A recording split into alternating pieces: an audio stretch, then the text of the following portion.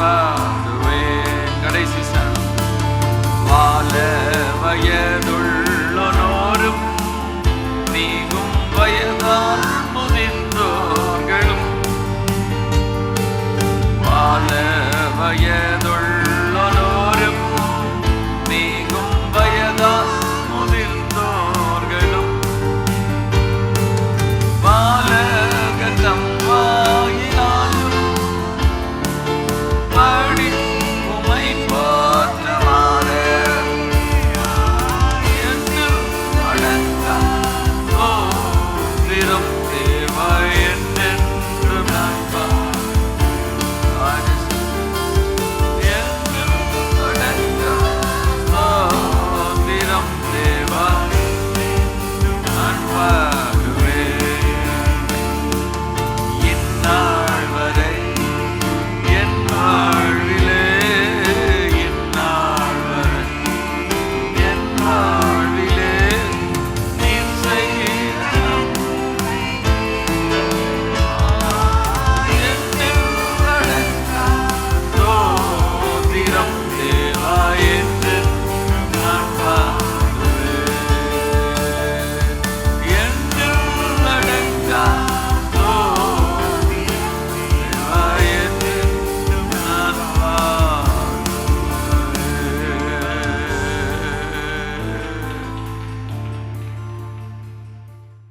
வேத வசனத்தின் அடிப்படையில் எப்படி ஜெபிக்க வேண்டும் என்று கற்றுக் கொடுத்து வருகிறேன். இன்றைக்கும் அதே தலைப்பில் பைபிள் பேஸ்ட் ப்ரேயர் /7 7ஆம் பாகமாக ஒரு செய்தியை சங்கீதம் 1 கொண்டு வருகிறேன். எல்லாரும் எடுத்து வைத்துக் கொள்ளுங்கள். சங்கீத புஸ்தகம் 1ஆம் அதிகாரம் 4 முதல் 6 வசனங்களை அனைவரும் சேர்ந்து வாசிப்போம். துன்மார்க்கரோ அப்படி இராமல் காற்று பறக்கடிக்கும் பதரை போல் இருக்கிறார்கள். ஆகையால் துன்மார்க்கர் நியாய தீர்ப்பிலும் பாவிகள் நீதிமான்களின் சபையிலும் நிலை நிற்பதில்லை.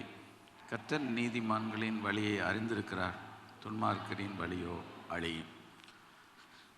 1ஆம் சங்கீதம் 150 சங்கீதத்துக்கும் ஒரு இன்ட்ரோடக்ஷன், முன்னுரை. ஆகவே தான் இதுவரைக்கும் 6 பகுதிகளை நான் டீச் பண்ணியிருக்கிறேன். இன்றைக்கும் 7ஆவது பாகமாக இதை விட்டுவிடலாம், ஒமிட் பண்ணலாம் என்று நினைத்தேன். 3ஆம் வசனத்திலேயே நின்று கொண்டிருந்தோம். ஆனால் இந்த பகுதி சொல்லப்படலைன்னா முழுமை பெறாது. ஆகவே இந்த பகுதியும் சொல்லி, ஏனென்றால் பைபிள் ஒரு பேலன்ஸ்ட், சமநிலைமையில் இருக்கும் ஒரு பகுதியாக இருக்கிறது. துன்மார்க்கரும் இருக்கிறார்கள், நீதிமான்களும் இருக்கிறார்கள்.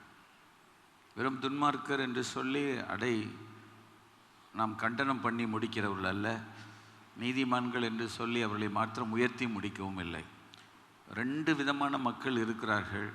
அதில் நாம் யாராக இருக்கிறோம், நாம் யாராக இருந்தால் நமக்கு நல்லது, நம்முடைய சந்ததி பிள்ளைகளுக்கு எதிர்காலத்துக்கு நல்லது என்பதை இந்த 1ஆம் சங்கீதத்திலே என்ன விஷயங்கள் சொல்லப்பட்டிருக்கிறது என்பதை நாம் ஆராய்ந்து அதன்படி ஜெபிக்கும்போது ஆசீர்வாதம். எபிரேய மக்கள் சங்கீதங்களை வாசித்து ஜெபிக்கிறார்கள். இஸ்ரேல் பாலஸ்தீன் போனவங்களுக்கு தெரியும். அவங்க தலை இப்படி ஆடி ஆடி அவங்க வாசிக்கிறது பழைய ஏற்பாடும் உண்டு. அதை காட்டிலும் சங்கீதத்தை அவங்க வாசித்து அவங்க ப்ரேயர் பண்ணுறாங்க. ஆனால் இவ்வளவு சங்கீதம் இருந்தும் இயேசுவை தெரியவில்லையே என்ற ஒரு உறுத்தல் நமக்கு அவளை பார்க்கும் பொழுது இருக்கிறது. அவங்க நம்ப மாட்டாங்க. ஒருவர் சொன்ன ஒரு சம்பவம் சொல்லி இறுதியில் ஜெபம் செய்கிறேன். சரியா? ஒரு நிமிடம் ஜெபிப்போம். சர்வவல்லமையுள்ள தேவனே, எங்கள் பரலோக பிதாவே, இந்த சங்கீதங்களை அடிப்படையாக கொண்டு இந்த வேதம் முழுவதும் வசனங்கள் இருக்கிறது. ஆனால் எளிமையாக இருக்கிற சங்கீத வசனங்களை கொண்டு நாங்கள் எப்படி ஜெபிக்க வேண்டும் என்று எங்களுக்கு கற்றுத்தாரு. யோவான் தன் சீஷருக்கு ஜெபிக்க கற்றுக் கொடுத்தது போல் எங்களுக்கும் ஜெபிக்க வேண்டும் என்று சீஷரிடத்திலே கேட்ட பொழுது அவருடைய கோரிக்கைக்கும் விண்ணப்பத்துக்கும் இது உகந்தது அல்ல என்று உதறி தள்ளாமல் அவளை வாரி அணைத்து கொண்டு எப்படி ஜெபிக்க வேண்டும் என்ற ஒரு மாதிரி ஜெபத்தை கற்றுக் கொடுத்தது போல இந்த தேவ சமூகத்தில் வருகிற தேவனுடைய பிள்ளைகளாகிய நாங்கள் நாட்களில் வெறும் ஜெபிக்கிறவர்களாக மாத்திரமல்ல, எப்படி ஜெபிக்க வேண்டும் என்று கற்றுக்கொண்டு ஜெபிக்க கிருபை தாரும். ஃபாதர் தன்னுடைய பாட்டிலே ஜெபிப்பது போல, பாடுவது போல எப்படி நாங்கள் ஜெபிக்க வேண்டும், எதற்காக ஜெபிக்க வேண்டும் கற்றுத்தாரம் ஆவியானவரே என்று அவரே அதை எழுதியிருக்கிறாரே. ஆவியானோட துணை கொண்டு அவை எப்படி ஜெபிக்கணும், எதற்காக ஜெபிக்கணும்னு தெரியாமல் வெறும் ஒரு சில வார்த்தைகளை சொல்லி நாங்கள் நேரத்தை ஓட்டி கொண்டு போகாமல் இருக்க கிருபை தாழ்த்தி தருகிறோம். துதிக்கான மகிமை சேர்த்துக்கிறோம். இதன் மூலமாக ஜெபத்தில் அநேக வார்த்தைகள் ஆண்டவர் ஒரு பூமாலையை கோர்த்தது போல ஆண்டவர் வார்த்தைகளை கோர்த்து இணைத்து ஜெபிக்க பழகி கொள்ளட்டும். இயேசு நாமத்தில் ஜெபிக்கிறோம் பிதாவே, ஆமாம். 4ஆம் வசனம், துன்மார்க்கரோ படியிராமல் காற்று பறக்கடிக்கும் பதரை போல் இருக்கிறார்கள். ஆகையால் துன்மார்க்க நியாய தீர்ப்பிலும் பாவிகள் நீதிமான்களுடைய சபையிலும் நிலை நிற்பதில்லை. கர்த்தர் நீதிமான்களின் வழியை அறிந்திருக்கிறார், துன்மார்க்கின் வழியோ அழியும். ரொம்ப முக்கியமான பகுதி. இந்த சங்கீதத்தில் துன்மார்க்கர் என்று முதல் வசனத்திலேயே இருக்கிறது. ஆனால் ஆங்கில வேதாகமத்திலே யார் ஆசீர்வதிக்கப்பட்டவர், ஹூ இஸ் பிளஸட், வேதத்தின் மேல் பிரியமாக இருக்கிறவன். அந்த வேதத்தின் மேல் பிரியமாக இருக்க வேண்டும் என்றால் ஒன்றை விட்டு விட வேண்டும். அது என்ன? துன்மார்க்கருடைய ஆலோசனையில் நடக்கக்கூடாது, வழியில் பாவிட வழியில் நிற்கக்கூடாது, பரியாசக்கார உட்காரும் இடத்துல உட்காரக்கூடாது. ரீக்கப் பண்ணிகிட்டே நான் வரேன்.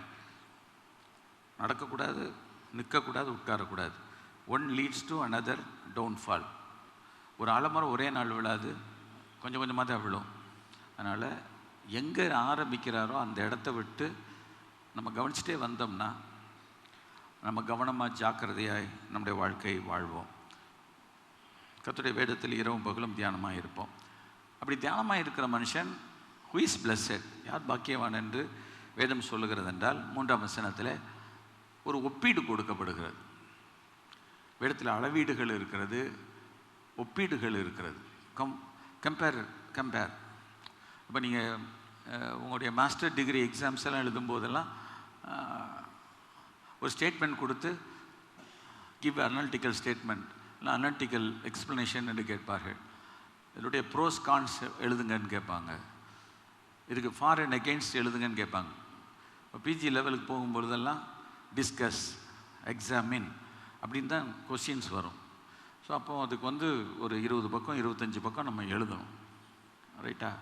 கம்பேர் அண்ட் கான்ட்ராஸ்ட்டுன்னு வரும். ஒரு ஸ்டேட்மெண்ட் கொடுத்து கம்பேர் அண்ட் கான்ட்ராஸ்ட். இப்போ இதெல்லாம் நீங்கள் முது கண்களை படிக்கும்போது அப்படி எழுத பழகணும். அது மாதிரி எங்கே ஒரு கம்பேரிசன் இருக்குது, அதே நேரத்தில் ஒரு கான்ட்ராஸ்ட்டும் இருக்குது. ஒரு கம்பேர் அண்ட் கான்ட்ராஸ்ட் ரெண்டையும் இதில் நம்ம பார்க்க முடியும். போன மாதம் 15ஆம் தேதி பிப்ரவரி மாதம் தான் பேசியிருக்கிறேன், டேட் போட்டிருக்கேன். இப்போ இன்றைக்கி 15ஆம் தேதி மார்ச் மாதம் இந்த செய்தியை நான் பேசுகிறேன். கர்த்தருடைய பரிசுத்த நாமத்துக்கு மகிமை உண்டாவதாக. இதில் பாக்கியவான் என்று சொல்லும்போது ஃபார்ச்சுனேட் என்ற வார்த்தை இருக்கிறது. நான் சொன்னேன் ஃபார்ச்சுனேட் என்றால் அதிர்ஷ்டசாலி சொல்லுவாங்க பேப்பரில். யார் அந்த அதிர்ஷ்டசாலி? கேரளாவில் லாட்ரி சீட் இருக்கும், கோடிக்கணக்கான பணங்கள் விழுகும். யார் அந்த அதிர்ஷ்டசாலி? அவருக்கு அதிர்ஷ்டம் கிடைக்குதுன்னா என்ன அர்த்தம்னா, சீட்டு வாங்கினவங்களை வயிற்றுலலாம் அடிச்சுட்டு அவர் கொடுக்குறாரு. அப்படி தான் அதிர்ஷ்டம் அவருக்கு கிடைக்குது. கோடிக்கணக்கான பேர் வாங்கினா தானே அவருக்கு கோடி கொடுக்க முடியும். கம்பெனி நடத்தினவங்களுக்கும் ஒரு லாபம் இருக்கணும். நம்முடைய ஆண்டவர் யார் வயிற்றுலையும் அடித்து ஒருத்தர் அதிர்ஷ்டசாலி ஆக்கலை, அவர் ஏற்கனவே அதிர்ஷ்டசாலியாக இருக்கிறார். அதனால் நம்ம எல்லாரையுமே அதிர்ஷ்டசாலியாக மாற்றுகிறார். அதனால் லாட்ரி சீட் வாங்க போக வேணாம். சரியா? ஆண்டவர் நமக்கு எது அதிர்ஷ்டம்னு சொல்லியிருக்கிறாரு, அது நமக்கு கிடைக்கும். அதிர்ஷ்டசாலி என்பது அர்த்தம். ரைட்டா? அதிர்ஷ்டம் என்று சொல்லும்போது it is opposite to unfortunate. ஐயோ உங்களுக்கு துரதிர்ஷ்டமாக அப்படி நடந்துருச்சான்னு கேட்பாங்க. துரதிர்ஷ்டம், அன்ஃபார்ச்சுனேட். ஆனால் இங்கே அதிர்ஷ்டசாலி. வேதத்தில் இரவும் பகலும் தியானமாக இருக்கிற மனுஷன் அதிர்ஷ்டசாலி. சரியா? நம்ம யார் ஒருவர் பெரியோர் சிறியோர் இருந்தாலும் இந்த வேதத்தை இரவும் பகலும் வாசித்து தியானித்தால் நாம் அதிர்ஷ்டசாலிகள் தான். சரியா? யார் என்ன சொன்னாலும் அதை பற்றி நாம் கவலைப்பட அவசியம் இல்லை. ரெண்டாவது நம்ம கொடுத்து வைத்தவர். அந்த காலத்து சொல்லுவாங்க, உனங்களுக்கப்பா நீங்களாம் கொடுத்து வச்சவங்கன்னுவாங்க. அந்த வார்த்தைகள்லாம் பிரயோகப்படுத்துறதெல்லாம் நான் பார்த்துருக்குறேன். கொடுத்து வச்சோம். ஸோ இந்த சங்கீதம் ஆரம்பிக்கிறதே தேவனுடைய பிள்ளைகள் கொடுத்து வைத்தவர்களாக இருக்கணும். சார் சொல்லுவாங்க அவங்களுக்கு அந்த கொடுப்பனை இல்லைன்னுவாங்க. அதெல்லாம் பயமாக இருக்கும் அந்த வார்த்தையெல்லாம். எல்லாருக்கும் ஆண்டவரே கொடுக்கணும்னு நாங்கள் ஜெபம் பண்ணுவோம். சரியா? எல்லாருக்கும் ஆண்டவர் கொடுப்பார். கொடுக்குற தெய்வம் உலகத்தில் சொல்லுவாங்க கூரை பிச்சுட்டு கொடுக்கும். அதில் எல்லாருக்கும் ஆண்டவர் கொடுக்கணும், அந்த மனசு நமக்கு இருக்கணும். ஸோ ஆண்டவர் ஒரு ஒப்பனையாக சொல்லும்போது ஒரு மரத்துக்கு ஒப்பனையாக சொன்னார். அந்த மரம் எங்கே நடப்பட்ட மரம்? நீர்க்கால்களின் ஓரமாய் நடப்ப. அங்கே நட்டது யார்? ஆண்டவர். கர்த்தர் நாட்டின அப்படின்றது. அப்போ அதுக்கு 2 மரங்களை சொன்னதுனால தான் எனக்கு இழுத்துட்டு போயிடுச்சு. இப்போ நம்ம சொல்லலை, அதுலேயுமே ஒரு பகுதி இருக்குது சொல்லலை. ஆனால் விரைவாய் வார்த்தை சொல்லி கடந்து போக விரும்புகிறேன். ஒரு மரம் நீர்க்கால் உரமாய் நடப்பட்டிருக்கிறதுன்றது மாத்திரம் அல்ல, அந்த மரத்துக்கு 2வது பாயிண்ட் என்ன இருக்குது தெரியுமா? இலையுதிராது இருக்கிற மரம். அது எப்படி ஒரு மரம் உயரமாக இருக்கிறது மாத்திரம் இல்லை, செழிப்பாக இருக்கிறது மாத்திரம் அல்ல, அந்த மரத்தை ஒரு மனுஷன் பார்க்கும்போது எப்படி இருக்குது? இலையுதிராது இருக்கிற ஒரு மரத்தை போல இருக்கிறது. அப்படி அர்த்தம் என்னென்னா, பார்க்கும்போதே நமக்கே எப்படி இருக்கும் தெரியுமா? அதுக்கு முன்னால் ஒன்று இருக்குது, தன் காலத்தில் தன் கனியை தந்து பலன் தருகிற ஒரு மரம். இலையுதிராது இருக்கிற மரத்தை போல இருப்பான். இப்போ நம்ம இலையுதிர் காலத்தில் பார்ப்போம். இப்போ எங்கள் வீட்டுக்கு முன்னால் ஒரு மரம் இருக்குது, வருஷத்தில் 2 தடவை அது நடக்கும். ஆமாம், பூரா இலையும் விழுகும். அந்த மரத்தை பார்த்தா சந்தோஷமாக இருக்கும், ஐயோ பரிதாபமாக இருக்கும். ஆண்டோடைய பிள்ளைகள் நம்மளை பார்த்து எவனா பரிதாபம்னு சொன்னான்னா மிஸ்டேக் இருக்குன்னு அர்த்தம். புரியுதா? இலையுதிராது இருக்கிற மரம் எப்படி இருக்கும்? திரும்ப முளைச்சிரும். இப்போ பார்த்தீங்கன்னா அந்த இடத்துல பச்சை பசேன்னு வருஷத்தில் 2 தடவை நடக்கும். நான் பார்த்துருக்குறேன். வாதுமை மரம் தான் வச்சுருக்குறோம். வாதுமை நீங்களே எடுத்துக்கிடுங்க, எங்களுக்கு வேணாம். சரியா? எதுக்கு சொல்ல வர்றேன்னா, அந்த இலையோடு இருந்தால் மரம் நல்லா இருக்குது. இலையெல்லாம் இல்லாமல் இருந்தால் நம்ம பார்த்த உடனே நம்ம கண்கள்லேருந்து கண்ணீர் வரும். நம்ம கண்ணீரையே அதுக்கு தண்ணியாக ஊற்றிட்டு போயிடும். பத்தாது. இந்த மாதிரி தேவனுடைய பிள்ளை கர்த்தருடைய வசனத்தின் மேல் பிரியமாக இருந்து தியானம் செய்தால் செழிப்பாக இருப்பான், உயரமாக வளர்த்தியாக இருப்பான், நிறைய பழங்களை கொடுப்பான். அடுத்து பார்க்கும்போது நமக்கே அவங்கள பார்த்த உடனே என்ன வரும்? ஒரு கவர்ச்சி வரும். ஃபாதர் ஒரு பாட்டு பாடியிருப்பார். என்ன பாடியிருப்பார்? கவர்ச்சி நாயகனே கண்களில் நிறைந்தவரே. நான் ஃபாதர்கிட்ட நிறைய தரம் பார்ப்பேன், தனியாக இதை கேட்கணும் ரொம்ப ஆசைப்படுவேன். ஃபாதர் எப்படி இந்த பாட்டை எங்கேருந்து எடுத்தீங்க? கவர்ச்சி நாயகனே கண்ணில் நிறைந்தவரே, இதெல்லாம் வேற இலக்கியத்தில் வேற ஆளுகளுக்கு பாடப்படுகிற வரிகள். கவர்ச்சி நாயகன் கண்களில் நிறைந்தவர், கரம் பிடித்தவர், அது கூட பரவாயில்ல. இந்த கவர்ச்சி நாயகனும் கண்களில் நிறைந்தவர் தான். ஃபாதர் எப்படி எங்கேருந்து எடுத்தான்னு தெரியல. உமக்கே ஸ்தோத்திரம்னு இயேசு சொல்லிட்டார். சேஃப், கரங்களை வைத்து கத்திர மகிமைப்படுத்துவோம். அந்த மாதிரி நீங்களும் சேஃபாக நம்மளும் சொல்லி பழகுவோம். கத்திர நம்ம ஆஸ்வதிப்பார். அதனால் நம்மளை பார்த்தாலே ஒரு கவர்ச்சி வரணும். ஒரு தேவனுக்கு பயப்படுகிற ஒரு மனுஷன், அவனுக்குள்ள ஒரு ஈர்ப்பு தன்மையை கத்த தருவார். எந்த இடத்துல இருந்தாலும் சரி, ஜனங்கள் அவங்களிடத்தில் ஓடி வருவார்கள், கைகள். அதான் பரிசுத்தவான்கள். இந்த பரிசுத்தவான்கள் செயின்ஸ்ன்னு இருந்திருக்கிறாங்க. இப்போ செயின்ட் அகஸ்டின் என்று சொல்லப்படுகிறவர்களெல்லாம் கத்தோலிக்க மார்க்கத்தில் ஃப்ரான்சிஸ், செயின்ட் ஃப்ரான்சிஸ். நம்ம அவங்கள கேத்தலிக்ஸ் நம்ம சொல்லக்கூடாது. அவங்கெல்லாம் the people who closely walked with God. அப்படிப்பட்ட கிருபை. ஸோ தேவனுக்கு பயப்படுகிற மனிதன், வேதத்தை வாசிக்கிற மனுஷன் எப்படி இருப்பான்? ஒரு நிமிடம் தலை வணங்கி நாம் ஜெபிப்போம். எல்லாரும் என்னோடு கூட இணைந்து ஜெபிங்க. உட்கார்ந்து ஜெபி. ஆண்டவரே, எங்களோட வாழ்க்கையில் நாங்கள் அப்படி இருக்கணும். ஆண்டவரே, நாங்கள் நீர்க்கால்களின் ஓரமாய் நடப்பட்ட மரத்தை போல தன் காலத்தில் தன் கனியை தருகிற இலையுதிராது இருக்கிற ஒரு மரத்தை போல இருப்பான் என்று நீ வேதத்திலே சொல்லி இருக்கிறீரே கர்த்தாவே.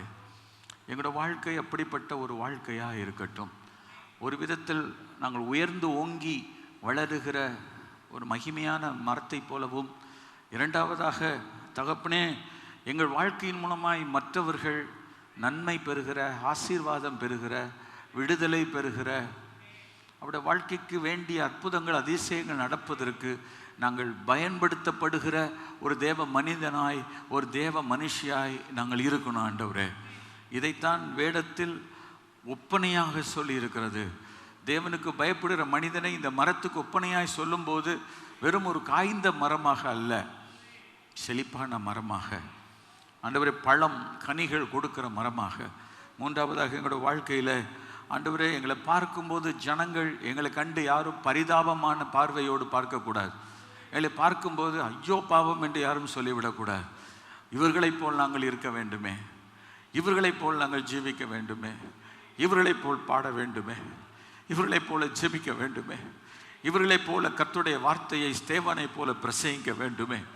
அப்போஸ்தலனாகிய பவுலின் மூலமாக அவனுடைய உருமார்கள் கச்சைகளை போட்டு ஜனங்கள் சுகமடைந்தது போல எங்கள் மூலமாக ஏராளமான ஜனங்கள் சுகம் பெறுகிறதுனால் தேவன் பக்கமாய் ஒரு கூட்டம் ஈர்க்கப்படுகிற ஒரு நிலைமைக்கு எங்களை உயர்த்தும்படியாக நாங்கள் ஜெபிக்கிறோம் ஆண்டவரே.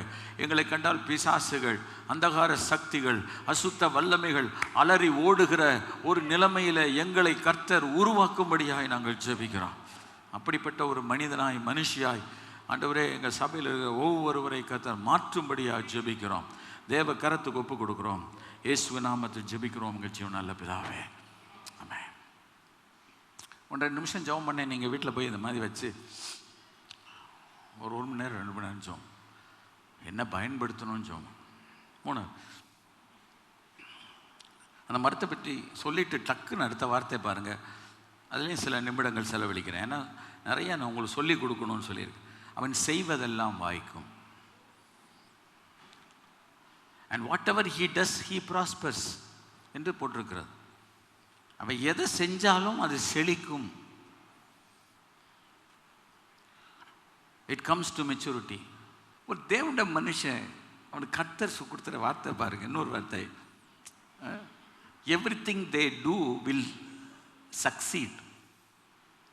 ஒரு பரீட்சை எழுதி தான் ஜெயித்துருவான்.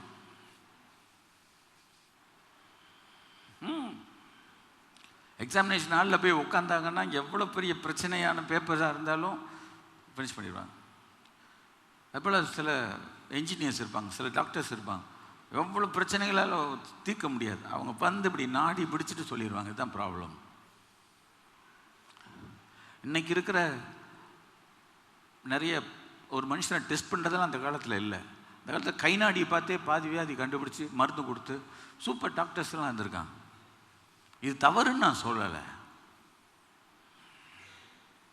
அவங்கள்ட்ட போகிற கேஸ் ஃபெயிலியர் ஆகாதுன்னுவாங்க. அதே போல் வக்கீல்கள் இருக்கிறாங்க, அந்த அவர்கிட்ட கொண்டு போனாங்க, அந்த கேஸ் கொண்டு வாங்க, எப்படி ஜெயித்துருவாருங்க. அவன் செய்வதெல்லாம் வாய்க்கும். இன்றைக்கே யோசிச்சிருக்கிறோம்மா. இன்னொரு காரியத்தை நான் சொல்ல விரும்புகிறேன். ஏராளமான காரியங்கள் இருக்கிறது. ஆதியாகமம், அதாவது செய்வது எல்லாவற்றிலும் வெற்றி பெறுவர் திருவிவிலியம் சொல்லுகிறது. அவன் எதை தொட்டாலும் அது துலங்கும். சரி, ஆசீர்வாதம்ன்றதுல இந்த பகுதி இருக்கு. அவன் இந்த ஒரு வார்த்தையை கொண்டே 2-3 வாரம் பேசலாம். நான் பேசல, நான் உங்களுக்கு சொல்கிறேன். இடத்துலேருந்து ஒரு 5 வருஷம் நேற்று எடுத்தேன். ஆதியாகமம் 24:12 ஆபிரகாம் அவனுடைய வேலைக்காரனை அனுப்புகிறான். அவன் நின்றுட்டு ரெபெக்காளை தேடி நிற்கும்போது அவன் ஒரு காரியம் சொல்கிறான், எனக்கு நீர் இன்றைக்கு காரியம் சித்திக்க பண்ணி என்று சொல்லுகிறார். அந்த சித்திக்க பண்ணுறது சக்ஸஸ். ஆண்டவரே, என் எஜமானன் வந்து அவர் மகனுக்கு பொண்ணு பார்க்க அனுப்பியிருக்கிறாரு. இந்த ரோட்டில் நின்றுக்கிட்டு இருக்கேன். இன்றைக்கு ஒரு 15 வருஷம் கழிச்சு இல்லை, இன்னைக்கு பொண்ணு தேடி வந்திருக்கிற இன்னைக்கு முச்சந்தையில் இருக்கிற எனக்கு இன்னைக்கு காரியம் என்ன செய்யணும்? சக்ஸஸ் ஆகும். பைபிளில் சொல்லியிருக்கு, ஜெபம் பண்ணி முடிக்கிறதுக்கு முன்னால் பொண்ணு வந்துருச்சு கைகளை வச்சு கத்துற. அதனால தான் சொல்கிறேன், இப்படியும் ஜெபத்தில் அற்புதம் இருக்கு. 100 மணி நேரம் ஜெபம், 200 மணி நேரம் ஜெபம் தப்பு இல்லை. சில ஜெபம் உடனடியாக கிடக்கும், சில கொஞ்ச நாள் இருக்கும். இதுக்கு உதாரணம் சில எடுத்து சொல்லுவாங்க. அவர் ஒரு பெரிய ஊழியக்காரர் ஜோம்னார். அவர் செத்த பிறகு தான் அவன் ரட்சிக்கப்பட்டான். இப்போ எல்லா ஊழியக்காரங்களும் குழிக்குள்ளே போன பிறகு தான் இவன் ரட்சிக்கப்படணும். இதுக்கு ஊழியமே செய்யாமல் இருந்திருக்கலாம்ல. நம்ம சர்ச்சில் முன்னால் வந்து ஒருத்தர் பைபிள் ஸ்டடி நடத்துவார். யார்? OKP Henry. சரியா? பட்டு விரட்டுவார். உங்கள் நன்மைக்காக தான் அவரை கூப்பிடலை. பாதி பேர் பயந்து வீட்டுக்குள்ளேயே குகைக்குள்ளே இருந்த மாதிரி இருந்துட்டேன். கம்பை வச்சுக்கிட்டு வர கிளாஸ் டீச் பண்ணுவார்.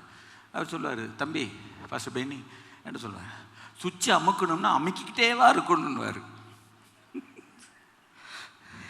எனக்கு எங்கேயோ நெத்தியில் அடித்த மாதிரி பொழுதன்னைக்கு சுவிட்சை அமுக்கிக்கிட்டே இருந்தால் சச்சு என்ன செஞ்சிடும், ஜாம் ஆகி போயிடும். இப்போ நம்ம வீட்டில் விளக்கு போடணும், டக் அவ்வளோதான் முடிஞ்சு. ஜென்ரேட்டர் போடணும், டக் அவ்வளோதான்.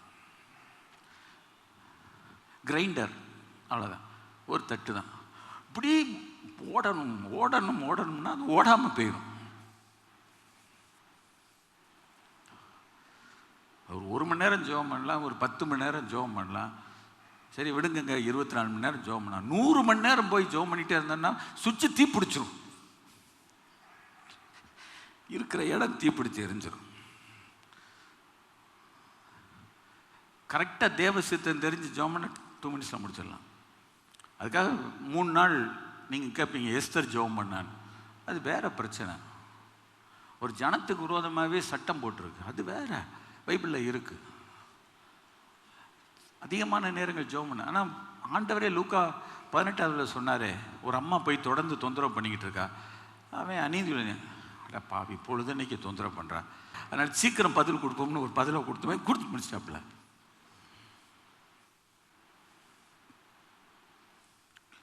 அந்த அநீதி உள்ள நியாயாதிபதிக்கு ஒப்பனையாக இயேசு கிறிஸ்து இருக்கிறார்.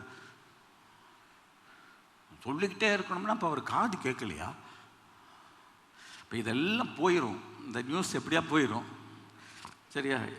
இந்தியன் சமாச்சார் என்னை எந்த விசாரணைக்கு உட்படுத்தினாலும் நான் வந்து அங்கே பதில் சொல்ல நான் ஆயத்தமாக தான் இருக்கிறேன். சரியா? வசனப்படி நம்ம கேட்கணும்ல. அவன் செய்வது எனக்கு படிக்க 1 நிமிஷம் தானே ஜெபம் பண்ணார். அவர் முச்சந்தியில் என்ன கோயிலில் என்னன்னு ஜெபம் பண்ணார். ரெபக்கா முன்னால் நிற்கிறான், தண்ணி கொடுத்து எடுக்கிறதுக்கு வந்துட்டா. ஆத்தாடி, இதெல்லாம் எங்கே கண்டுபிடிச்சேன்? நீதிமொழிகள் 14:33 சீட்டு மடியிலே போடப்படும், காரிய சித்தியோ அவ்வளோதான். காரிய சித்தியில் சக்சஸ். அவன் செய்வதெல்லாம் வாய்க்கும்னா அப்போ இன்னைக்கு நம்ம ஜெபம் பண்ணணும் ஆண்டவர்கிட்ட, கர்த்தாவே நாங்கள் செய்கிறதெல்லாம் வாக்கிதா? அதாவது யாரையும் குறை சொல்லலை, நான் செஞ்சதுலேயும் சொதப்பியிருக்கேன், நானும் ஃபெயிலியர் ஆகியிருக்கேன்.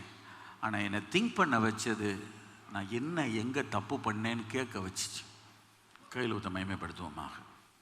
உபாகமத்தின் புஸ்தகம் 29:9 இந்த வசனத்தெல்லாம் உங்களை நான் சொல்லாமல் போயிடலாம், ஆனால் எனக்கு அது கட்டாயம் சொல்லி ஆகணும்னு இருக்குது. ரைட்டா? உபாகமத்தின் புஸ்தகம் 29:9 மோசே சொல்லி கொடுக்குறாரு பாருங்க, அழகாக சொல்லி, நீங்கள் செய்வதெல்லாம் உங்களுக்கு வாய்க்கும்படிக்கு இந்த உடன்படிக்கையின் வார்த்தையை கை கொண்டு அவைகளின்படி செய்வீர்களாக. இந்த வார்த்தை அன்னைக்கு கொடுக்கப்பட்ட அந்த வார்த்தையின்படி செஞ்சால் நீங்கள் செய்வது எல்லாம் உங்களுக்கு வாய்க்கும். இந்த சங்கீதத்தில் அவன் செய்வதெல்லாம் வாய்க்கும்னு ஒரு மனுஷனை பற்றி சொல்லியிருக்கிறதே, இஸ்ரவேல் ஜனங்கள் அத்தனை பேரும் செய்வதெல்லாம் வாய்க்கணும். கைகளை ஒத்து கர்த்தரை மகிமைப்படுத்துவோம். இப்போ இந்த இடத்துல நீங்கள் வந்திருக்க எல்லா தேவனுடைய பிள்ளைகள் நல்லா ஒரு நிமிஷம் யோசிங்க. ஆண்டவரே, பாஸ்டர் பென்னி இல்லைன்னா ஃபின்னி இல்லை இம்மானுவேல் அண்ணன் இவங்கெல்லாம் அவங்க செய்கிறதெல்லாம் வாய்க்கணும், மற்றவங்களுக்கெல்லாம் போண்டியாக போகணுமா? கிடையாது. இந்த இடத்துல வந்திருக்க அத்தனை பேரும் நாம் செய்வதெல்லாம், அங்கே இருக்கிற சிறு பிள்ளைகள், வாலிப தம்பிமார், நீங்கள் செய்கிறதெல்லாம் வாய்க்கணும். இப்போ நீங்கள் செய்ய போகிறதுல ஒன்று என்ன, எக்ஸாம் எழுத போகிறீங்க, நீங்கள் அதிகமான 100 மார்க் வாங்கும், தோற்றுரும்.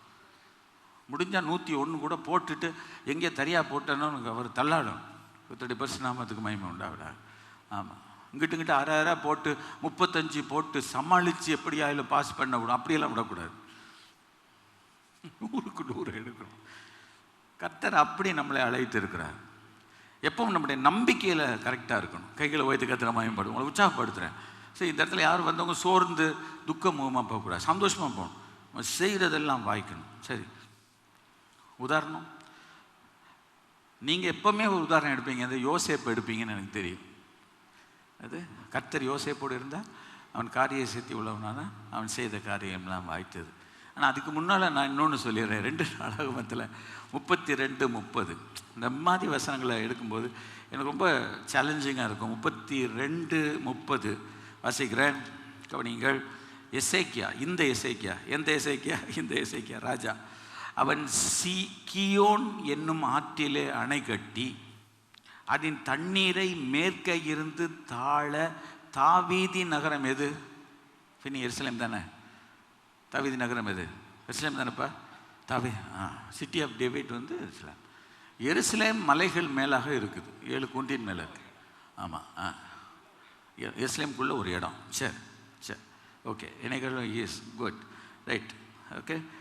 அதுக்கு நேராக திருப்பினான் என்று சொல்லி இருக்கிறது. எருசலேமுக்கு தண்ணி கொண்டு வர்றது கஷ்டம். இப்போ ராம்நாத் டிஸ்ட்ரிக்ட் கொண்டு வரலாமா? கஷ்டம். அந்த மாதிரி ராஜஸ்தான் பாலைவனத்துக்கு தண்ணி கொண்டு வர முடியுமா? கஷ்டம். அந்த மாதிரி ஒரு சேலஞ்சிங் பிளேஸுக்கு இந்த எசேக்கியா கியோன் என்னும் ஆற்றிலே அணை கட்டி அந்த தண்ணீரை மேற்கே இருந்து தாழ தாவீதி நகரத்துக்கு நேராக திருப்பினான். எசேக்கியா செய்ததெல்லாம் வாய்த்தது. கேட்கல? ஹலோ, எத்தனையோ இடத்துல டேம் கட்டி தண்ணியை திருப்பி பார்க்குறாங்க, ஒரு சொட்டு வரமாட்டேங்க. செஞ்சானா இல்லையா? ஏன்? இந்த எசேக்கியா ராஜா கர்த்தருக்கு பயந்து நடந்தான். கர்த்தருக்கு பயந்து அவர் வழிகளில் நடக்கிற மனிதர்களுக்கும் கர்த்தருக்கே சம்பந்தம் இல்லாத நடக்கிறவருடைய வாழ்க்கைக்கும் வித்தியாசம் இருக்கிறது. சரியா? யோசேப்பை பற்றி சொல்லலை, குறித்து வச்சுக்கிடுங்க. 17 வயசில் வீட்டை விட்டு வந்து ஒரு 6 மாதம், ஒரு வருஷத்துக்குள்ளே போத்திபார் வீட்டில் அவன் கிங் ஆகிட்டான். ஏன்? கர்த்தவனோடு இருக்கிறார். அவன் செய்த காரியம் வாய்த்தது என்று சொல்லி இருக்கிறது. க்ளோஸாக வாட்ச் பண்ணி பார்க்குறாரு அவர். ஏன்னா அழகான ஒய்ஃப் பக்கத்தில் இருக்குது, குடும்பம் இருக்குது. இந்த பையன் எப்படி இருக்கான்னு பார்க்குறான். கன்.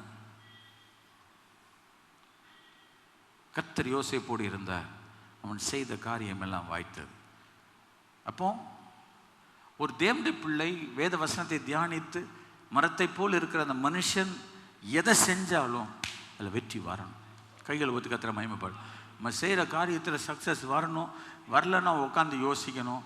ஆண்டவரே, ஆராய்ந்து பாரும் தேவனே, வேதனை உண்டாக்கும் வழி என்னிடத்தில் உண்டோ என்று பார்த்து நித்திய வழியில் என்னை நடத்தும். இன்னொன்று, அவன் செய்வதெல்லாம் வாய்க்கும் சொன்ன உடனே அவன் மரத்தை போல தான் இருப்பான் ஆண்டவர் சொல்லிட்டார்ல.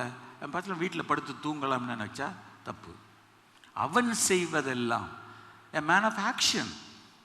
அதாவது தேவன் செய்ய வேண்டியதை தேவன் செய்வார். ஆனால் நாம் செய்ய வேண்டிய வேலையை, பணியை, பொறுப்பை, கடமையை, உத்தரவாதத்தை நாம் செய்தே ஆக வேண்டும். கைகள் ஒத்து கத்திர மகிமைப்பட வேண்டும். அங்கே இருக்கிற வாலிப தம்பி தங்கள் உழைத்து வாழ வேண்டும். பிறருடைய உழைப்பில் நாம் வாழக்கூடாது. உழைச்சி வாழணும் கடைசி வரைக்கும். நம்முடைய நெற்றி வேர்வை நிலத்தில் விழுவது வரைக்கும் உழைக்கணும். எவ்வளோ காலம் நம்ம கர்த்தர் வயசு கொடுத்துருக்கிறாரோ அவ்வளோ வயசு வரைக்கும் நம்ம உழைக்கணும். உழைத்து வாழ வேண்டும். பிறருடைய உழைப்பை எடுத்து சாப்பிடக்கூடாது. தோத்திரம். நம்முடைய தமிழகத்தின் முன்னாள் முதல்வர் தன்னுடைய மகனை குறித்து அடிக்கடி சொல்வார். ஒரு பேரை சொல்லி சொல்வார், உழைப்பு உழைப்பு உழைப்புன்வார். கேட்டிருக்கேன் நான். ஒன்றும் பேர் பாஸ்டர் இந்த கட்சி அப்படியெல்லாம் நினைக்காது. உழைப்பு உழைப்பு உழைப்பு. நம்ம லைஃப்பில் சாகிற வரைக்கும் நம்ம உழைக்கணும். சில கொஞ்ச காலம் உழைப்பாங்க, அதுக்கப்புறம் முடிஞ்ச வரைக்கும் உழைக்கணும். முடிச்ச வரைக்கும் வேலை பார்க்கணும். கர்த்தர் சோம்பேறிகளாய் அழைக்கலை. பைபிள் சொல்ல, வேலை செய்ய மனதில்லாதவன் சாப்பிட்றது கூட அவனுக்கு உரிமை கிடையாது. சும்மா உலகத்தை சுற்றிட்டு ஊரை சுற்றிட்டு சும்மா உடம்பை மாத்திரம் நல்லா வளர்த்து வேலையை செய்யாமல் இருந்தால் தப்புன்ற ஆண்டவர் சொல்கிறார். அவன் செய்வதெல்லாம் வாய்க்கும் என்று சொல்லி இருக்கிறது. அப்போ வேலை ஆண்டவர் சொல்லி இருக்கிறாரா இல்லையா? வெறும் ஜோம் பண்ணிட்டு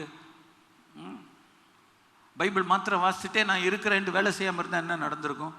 இப்போ நீங்கள் சொல்கிறீங்க நம்ம வீட்டில் ஹஸ்பண்ட் பைபிளே வாசிச்சுட்டு இருக்கார், வேலைக்கு போகலன்னா எங்கே சம்பளம் வரும்? வேலைக்கு போகணும்ல இல்லையா? நம்மளுடைய உழைப்பினால் தான் நாம் வாழ்கிறோம் என்று நான் சொல்லலை. தேவனுடைய பிள்ளைகளுடைய அறிக்கை அது. இதெல்லாம் செஞ்சே சிலரால் முடியலை. நம்மளை செய்ய வைக்கிற ஆண்டவர் நம்மை வழி நடத்த. அதனால நான் சும்மா இருப்பேன் அப்படின்னு நினச்சா தப்பு. கிறிஸ்தவர்கள் இப்படி ஒரு ரூட், எது நோகாமல் நொங்கு தின்னணுமோ தூக்கிறான். ஸோ கடின உழைப்பு தேவை. கர்த்தர் நம்மை ஆசீர்வதிப்பாரா? ஒரு நிமிஷம் ஜெபம் பண்ணும். ஆண்டவரே, இந்த வருஷத்தில் இந்த மாதத்தில் நிறைய பிள்ளைகள் எக்ஸாம் எழுதிட்டுருக்குறாங்க, எழுத போகிறாங்க, ஏப்ரலில் எழுதுவாங்க. ஆண்டவரே, நாங்கள் நிறைய பொறுப்பு வேலைகள் எங்களுக்கு கொடுத்துருக்குறேன். போதிக்கிற வேலை கொடுத்துருக்குறேன், மருத்துவ வேலை கொடுத்துருக்குறேன், மற்றும் ஆண்டவரே கோர்ட்டில் பணியாற்றுகிற வேலை கொடுத்துருக்குறேன், பிஸ்னஸ் கொடுத்துருக்குறேன், சில சிறிய கம்பெனிகள் நடத்துகிற கிருபை கொடுத்துருக்குறேன், சில ஸ்டார்ட் அப்புக்கு செய்கிற கிருபைகள்லாம் கொடுத்துருக்குறேன். நிறைய வேலைகளை நாங்கள் செய்கிறோம் சுவாமி. ஆனால் நாங்கள் செய்கிறது எல்லாம் வாய்க்கும் என்று சொல்லியிருக்கிறேன். ஆண்டவரே, நாங்கள் கையிட்டு செய்கிற எல்லா பிரயாசங்கள் இடத்துல சொல்லியிருக்கிறதே, சங்கீதம் 128 கர்த்தருக்கு பயந்து அவர் வழிகளில் நடக்கிறவன் எவனோ அவன் பாக்கியவான், உன் கைகளின் பிரயாசத்தை நீ சாப்பிடுவாய் என்று சொன்னீர. கைகள் வைத்து சொல்லுங்க, உன் கைகளின் பிரயாசத்தை நீ சாப்பிடுவாய் என்று தானே குடும்பத்துக்கு முதல் ஆசீர்வாதம் கொடுத்தீர். ஒரு ஃபினான்ஷியல் பொருளாதார ஆசீர்வாதம் கொடுத்தீர். ஆண்டவரே, எங்கள் கல்லாப்பட்டியில் வேறு யாரும் காகி வைக்கக்கூடாது. ஆண்டவரே, நாங்கள் உழைக்கிற காசுகளை எங்களுக்கு பின்னால் இருந்து யாராவது உருவி தின்னக்கூடாது. கர்த்தாவே, உன் கைகளின் பிரயாசத்தை நீ சாப்பிடுவாய் என்று சொல்லியிருக்கிறீர். எல்லா கைகளை உயர்த்தியோ கைகளை கூப்பி, ஆண்டவரே, இதெல்லாம் தேவன் தம்முடைய ஜனமாகிய இஸ்ரவேலருக்கு, தேவனுக்கு பயந்திருக்கிற கர்த்தருடைய பிள்ளைகளுக்கு நீர் கொடுத்திருக்கிற ஆசீர்வாதம். ஆண்டவரே, நீர் கொடுத்திருக்கிற நன்மை, நீர் கொடுத்திருக்கிறதான உரிமை. ஆண்டவரே, இதை நாங்கள் உரிமை குரலாக உமக்கு நாங்கள் ஏறெடுத்து இதை கிளைம் பண்ணி ஜெபிக்கிறோம். கர்த்தர் அப்படி காரியங்களை வாய்க்க பண்ணுவீராக.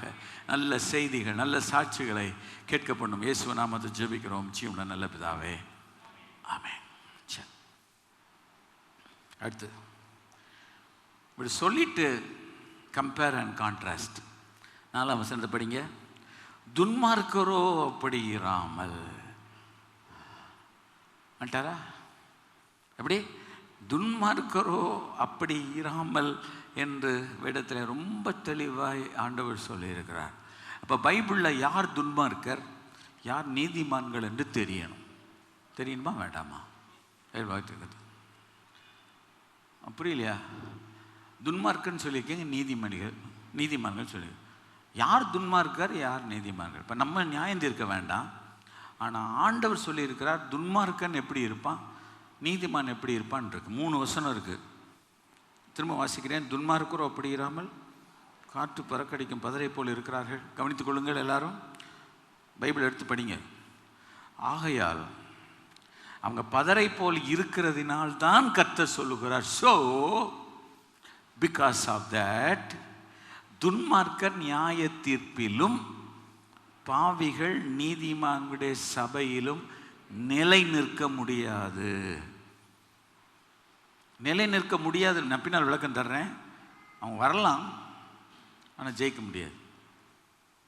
அவங்க தாக்கு பிடிக்க முடியாது. அதான் அர்த்தம். 6ஆம் வசனம். கர்த்தர் நீதிமான்களின் வழியை அறிந்திருக்கிறார். He knows. நீதிமான்களின் வழியை அறிந்திருக்கிறார். அது சக்ஸஸாகவே தான் முடியும், நித்தியத்தில் போய் முடியும், ஆசீர்வாதமாக மாறும். ஆனால் துன்மார்க்கரின் வழி அழியும். It will lead to destruction. கர்த்தர் அதை கண்டுகிட மாட்டார் என்று ஒருவர் எழுதுகிறார். நீதிமான்கள் மேலே அவருடைய கண் நோக்கமாக இருக்குது. துன்மார்க்கரை அவர் தெரியும் என்ன நடக்கும்னு, போனால் போட்டோம் அப்படின்னு விட்டுருவார். கண்டுகிட மாட்டார் அவங்கள.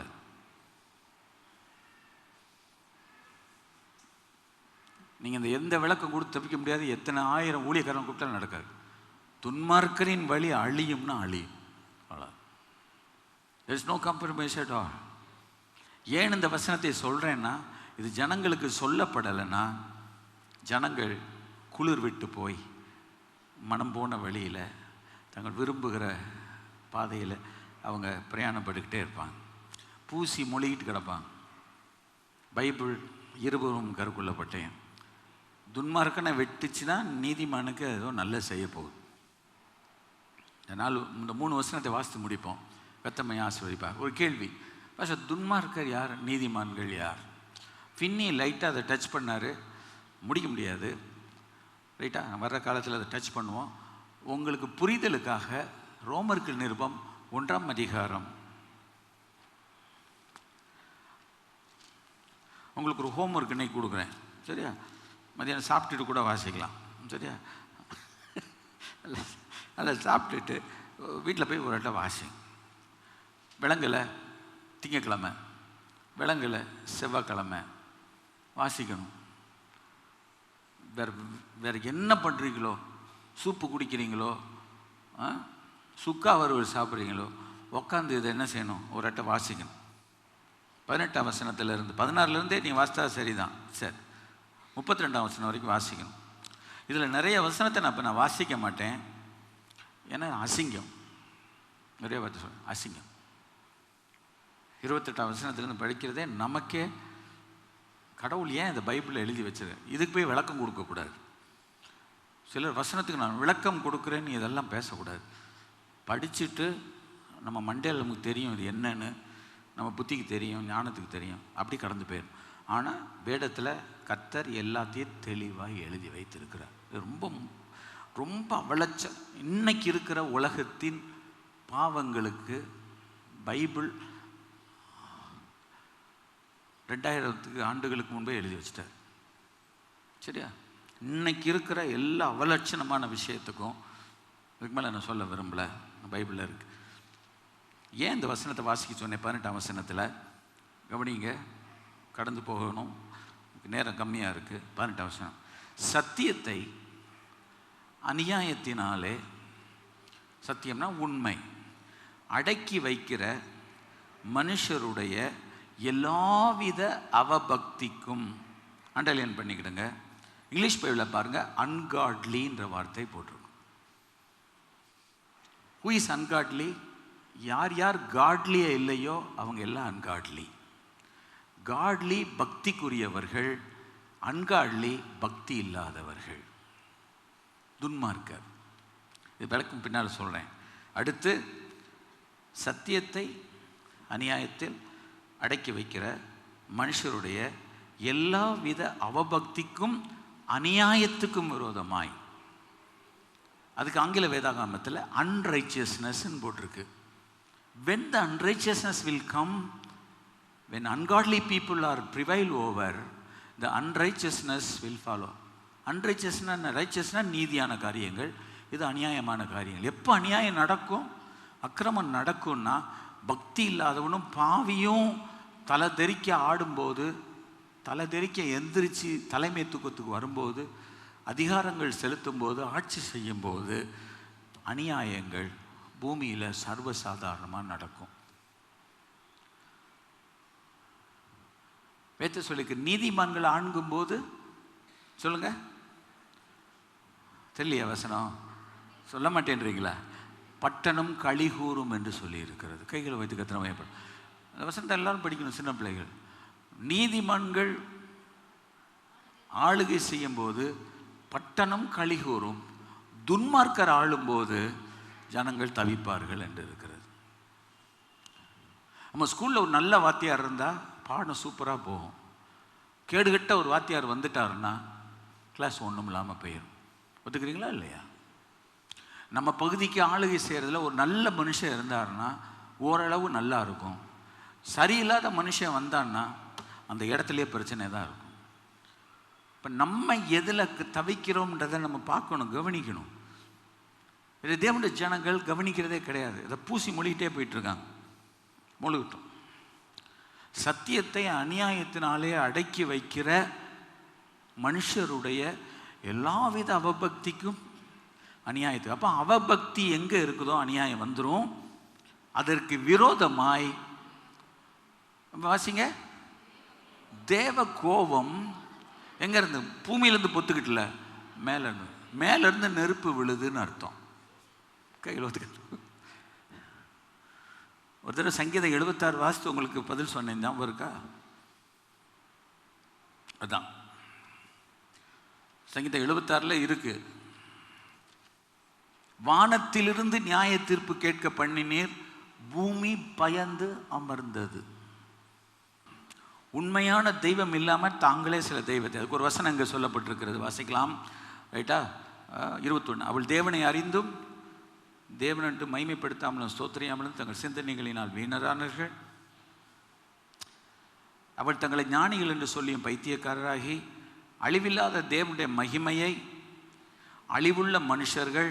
கவனிங்க, ஒருத்தருடைய தெய்வம் உயர்ந்த நிலைமைக்கு போகணுமா தாழ்ந்த நிலைமைக்கு போகணுமா? உயர்ந்த நிலைக்கு போகணும். இங்கே எப்படி இருக்கு? அழிவுள்ள மனுஷர்கள் தேவ மகிமையில் உண்டாக்கப்பட்ட மனிதர்களுக்கு ஒப்பாகவும், அடுத்து பறவைகள் பறக்குது மேலே இருக்கு, மிருகங்கள் காட்டில் நடமாடுது, ஊரும் பிராணிகள் பள்ளி பாய்ச்சான் தரையில் போகுது. இந்த அளவுக்கு தங்களுடைய தெய்வத்தை யார் கொண்டு வந்திருக்கிறாங்களோ, அதை வணங்குறாங்களோ, அதை பின்பற்றுறாங்களோ. 25ஆம் வசனம், தேவனுடைய சத்தியத்தை பொய்யாக மாற்றி சிருஷ்டிகரை தொழுது சிருஷ்டியாமல் கிரியேட்டரை வணங்காம, எதெல்லாம் கிரியேட் பண்ணப்பட்ட சூரியன் சந்திரன் நட்சத்திரங்கள், இந்த பூமியில் உண்டாக்கின மனிதர்கள், இந்த மாதிரி நிறைய இருக்குல்ல, மிருகம், ஆடு மாடு மான் குதிரை கொம்பு எல்லாத்தையும் யார் யார் சேவிக்கிறாங்களோ மாட்டிக்கிட்டாங்க. இதான் அன்காட்லி. ஸோ தேவன் வேதத்தில் தெளிவாக சொல்லியிருக்கிறாரு. நீங்கள் கேட்கலாம், பாஸ்டர் அவங்க அப்படி பண்ணிட்டு போனதுனால என்ன? அதனால தான் எல்லா அவபக்தி பைபிளில் சொல்லப்பட்டிருக்கிறது. வாசித்து பாருங்க. எல்லா வித அநியாயம், எல்லா அநியாயத்துக்கு விரோதமாய் தேவ கோபம் வானத்திலிருந்து வெளிப்பட்டிருக்கிறது. ஊர் பின்னால் என்ன நடக்கு? எல்லா தவறுகளும் கொலையும் கொள்ளையும் நடக்குது. ஏன்? நம்முடைய இயேசு கிறிஸ்து அப்படிப்பட்டவர் அல்ல. நம்முடைய ஆண்டவரும் இரட்சகரும் அதை செய்ய ஒரு நாளும் சொல்ல மாட்டார், அதை அனுமதிக்க மாட்டார், அதை ஏற்றுக்கொள்ள மாட்டார். அப்போ இந்த உலகம் இவ்வளவு பாவங்களினாலும் அநியாயங்களினாலும் அக்கிரமங்களினாலும் போகிறதுக்கு காரணம் உண்மையான தெய்வத்தை விட்டுட்டு தங்களுக்கு ஏற்ற ஒரு தெய்வத்தை உண்டு பண்ணிட்டு. அதனால் இந்த உலகத்தில் அநியாயம் எப்போ நடக்கணும்னா, எவன் உண்மையான தெய்வத்தை கும்பிடாமல் ஆராதிக்காமல் இருக்கிறானோ, வேறு லெவலில் போகிறானோ, அவன் பூரா அப்படி தான் இருப்பான். நம்ம கேட்கலாம், பாஸ்டர் சில கிறிஸ்தவங்களே அப்படி செய்கிறாங்க, அப்போ அவங்க கிறிஸ்தவங்க இல்லைன்ட்டு போயிடுங்க, அவ்வளோ. அதை பற்றி நம்ம ஒன்றும்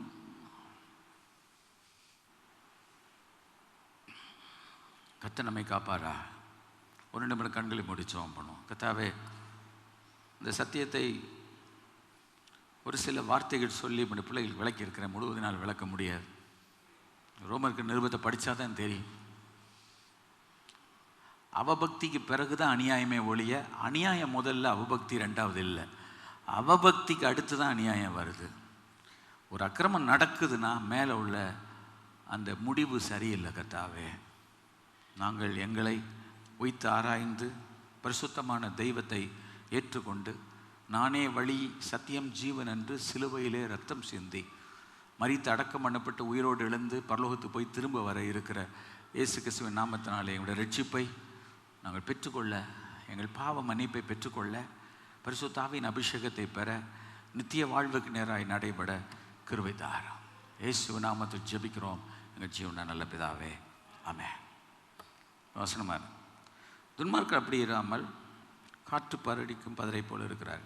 முந்தினதில் என்ன சொன்னார்? கர்த்தருக்கு பயந்த வசனத்தின்படி வாசித்து வாழ்கிறவன் எப்படி இருப்பான்?